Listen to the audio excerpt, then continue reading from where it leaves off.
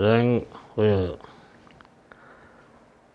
රජයේ වෛද්‍ය නිලධාරී සංගමය දොස්තර මහතුරු ටික රජයේ ඒගොල්ලන් දැන් මේ මහ විශාල වැඩවර්ජන කරනවානේ.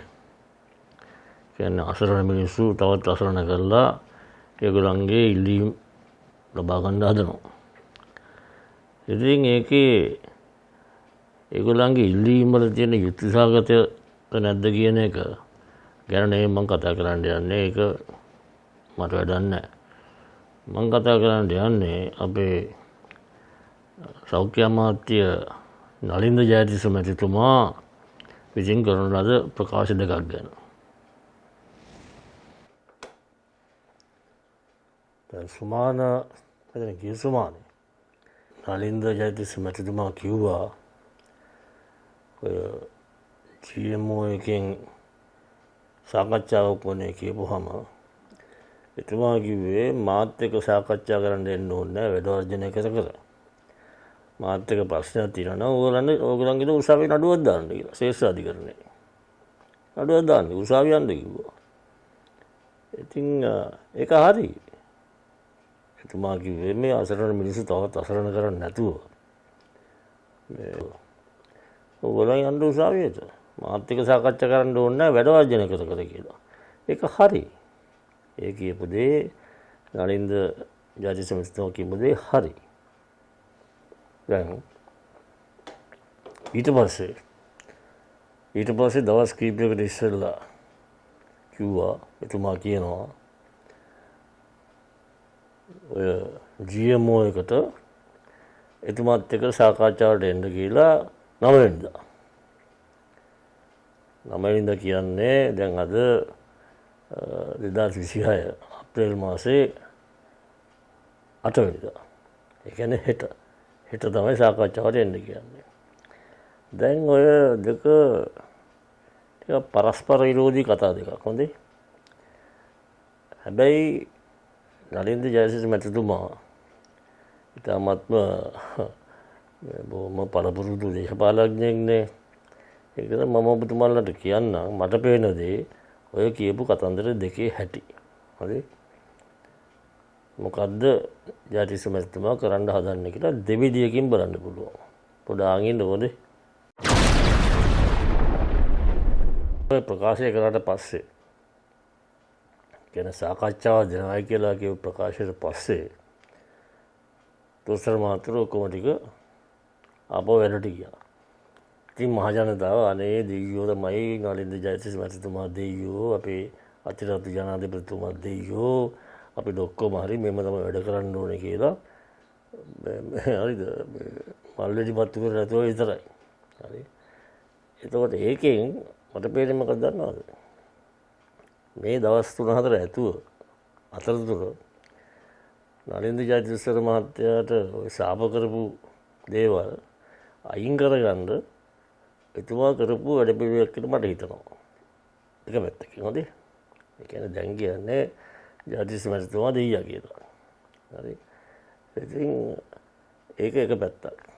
අනිත් පැත්ත තමයි නලින්ද ජයතිස්ස මැතිතුමා හෙට ඔය සාකච්ඡාව කරනවානේ සම්මුඛ සාකච්ඡාව කරනවානේ. එතුමාට කියන්න ඉඩ තියෙනවා. එතුමා කියන්න ඉඩ තියෙනවා. සාකච්ඡාව හරි. මම ඔකට කමිටුවක් පත් කරන්නම් කමිටුවෙන් තව කමිටුවක් පත් කරන්නම් කියලා ඕක තව දුක් ගස්සන්න ඉඩ තියෙනවා. නැත්නම් එතුමාට කියන්න ඉඩ තියෙනවා. එතුමා කියන්න ඉඩ තියෙනවා. ඕගොල්ලන්ට මාත් එක්ක ප්‍රශ්නයක් තියෙනවා උසාවිය යන්න කියලා. මොකද වෙන්නේ GMO එකට? මොකද වෙන්නේ? ඔයගේ දෙපැත්තක් තියෙනවා ජයතිස්ස මැතිතුමාගේ කතාවෙන්. හොඳද? හැබැයි පළවෙනි එක හරි. කියන්නේ ඔයගොල්ලන් මාත් එක්ක ප්‍රශ්නයක් තියෙනවා නම් විශ්වාසන කරන්න එපා. යන්න උසාවියට කියලා. උසාවිය තියෙන එකටනේ යන්න කියලා. මෙතන ප්‍රශ්නේ මතුවෙන මොකක්ද දන්නවද? GMO එක නලින්ද ජයතිස්ස මැතිතුමා පාලනය කරනවද? නැත්නම් නලින්ද ජයතිස්ස මැතිතුමා GMO එක පාලනය කරනවද කියලා. මොකද මේ සාකච්ඡාව දීමෙන් කියන්න පුළුවන් මේ ජාතිස මැතිතුමා ධන ගැහුවයි කියලා. මම හිතන්නේ එයා එහෙම කරයි කියලා. ඒ ජාතිය මිනිස්සු නෙමෙයි ජාතිස නලින්ද ජාතිස මහත්තයා. එතන මං කියන්නේ. ඊළඟට ලොකුම ප්‍රශ්නේ මොකක්ද දන්නවද?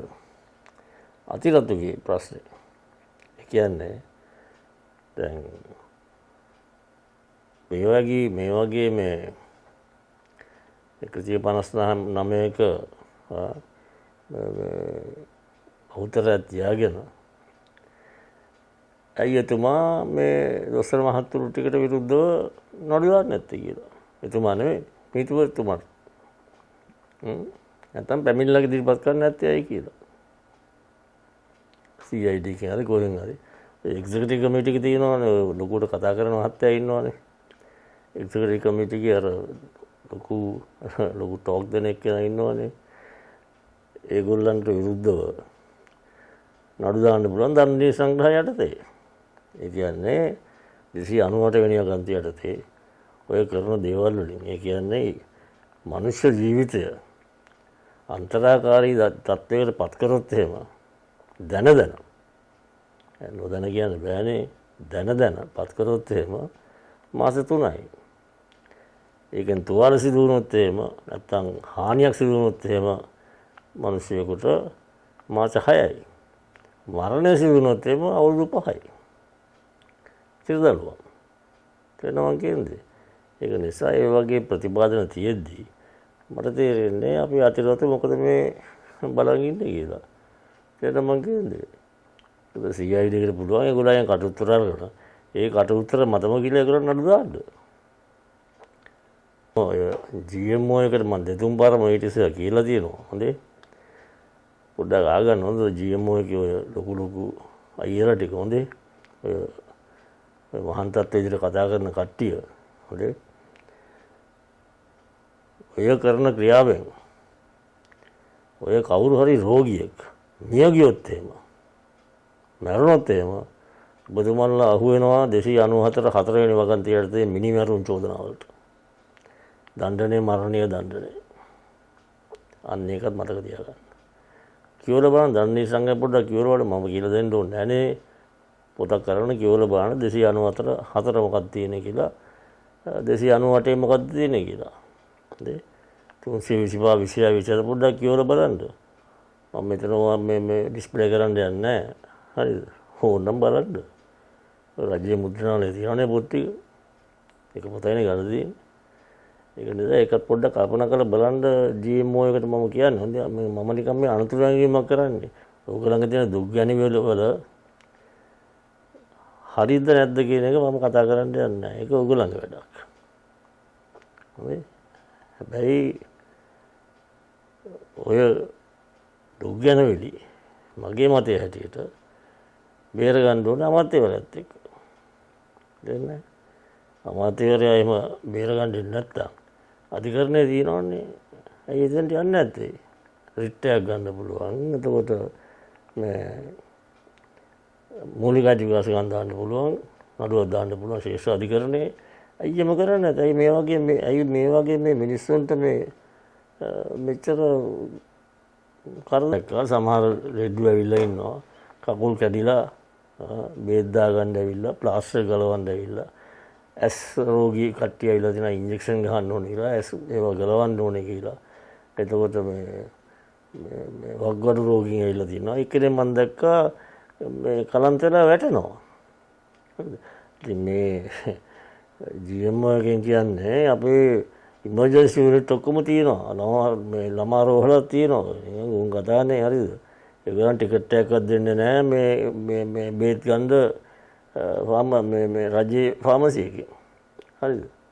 ඒක දෙන්නෙත් නැහැ. ඉතින් කොහොමද මේගොල්ලන් බේත් ගන්නෙ? ඉතින් මේගොල්ලන් ඔයගොල්ලන්ට සාප කරනවා.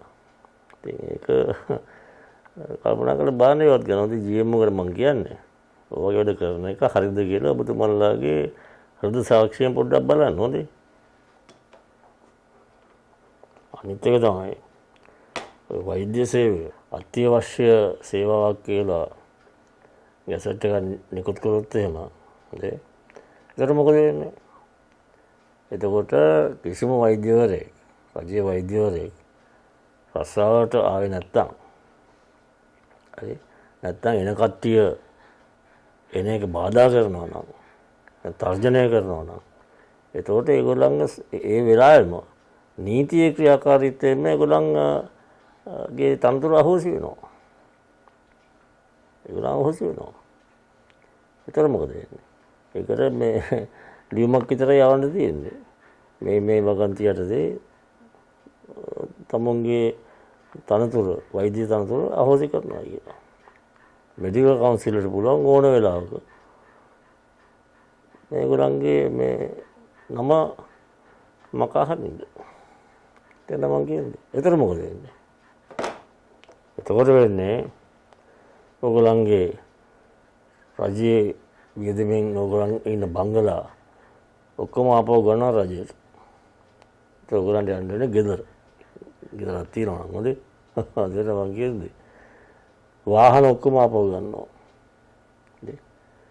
ඊට පස්සේ අපේ මේ නාලින්ද ජයතිස්ස මැතිතුමා වැනි ඉන්නවා නම් ඔය එක ලෙඩෙක් එක්කෙනෙක් ජූරම් ප්‍රකාශයක් දාලා පුද්ගලික පැමිණිල්ල ඉදිරිපත් කරේ මහේස්ත්‍රාත් උසාවියේදී.